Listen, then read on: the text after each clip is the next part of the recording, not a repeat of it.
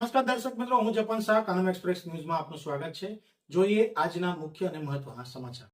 બોડેલીના રણભુન ગામે મારણ સાથેના પાંજરામાં દીપડો પુરાયો, ગ્રામજનોમાં રાહત. વન વિભાગે દીપડાને જબુગામ નર્સરી ખાતે ખસેડ્યો.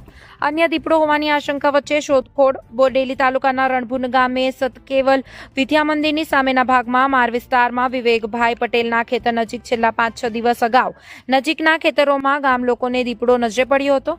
દીપડાને જોઈ તેઓ પોતાનો જીવ બચાવી ત્યાંથી ભાગી ગયા હતા.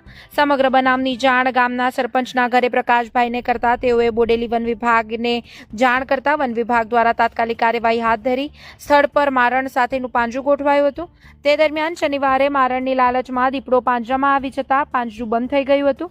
દીપડો પાંજરે પુરાયાની જાણ થતા મોટી સંખ્યામાં ગ્રામજનો દીપડાને જોવા માટે પટેલ ફળિયા સામે આવેલા માર વિસ્તારમાં દોડી આવ્યા હતા.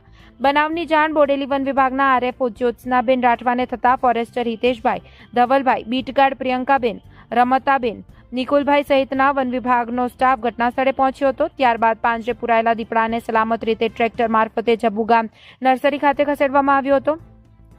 આ દરમિયાન ગ્રામજનોએ આ વિસ્તારમાં અન્ય એક દીપડો પણ હોવાની રજૂઆત વન વિભાગ સમક્ષ કરી હતી, જેને પગલે વન વિભાગ દ્વારા નેટ મંગાવી વધારાનો સ્ટાફ બોલાવવામાં આવ્યો હતો અને જરૂરી તકેદારી સાથે પાંજરાને ટ્રેક્ટરમાં ચડાવવામાં આવ્યો હતો. વન વિભાગના જણાવ્યા મુજબ સ્થળ પર અન્ય કોઈ દીપડો હોવાના સ્પષ્ટ સમાચાર હાલ મળ્યા નથી. તેમ છતાં ગ્રામજનોને સાવચેતી રાખવા, ખાસ કરીને ઢોર ઢાંખર બાંધવાના સ્થળે રાત્રિના સમયે લાઇટ ચાલુ રાખવા તથા દીપડો નજરે પડે તો તાત્કાલિક વન વિભાગને જાણ કરવા અપીલ કરવામાં આવી છે. સાંભળો એક ગ્રામજને શું કહ્યું.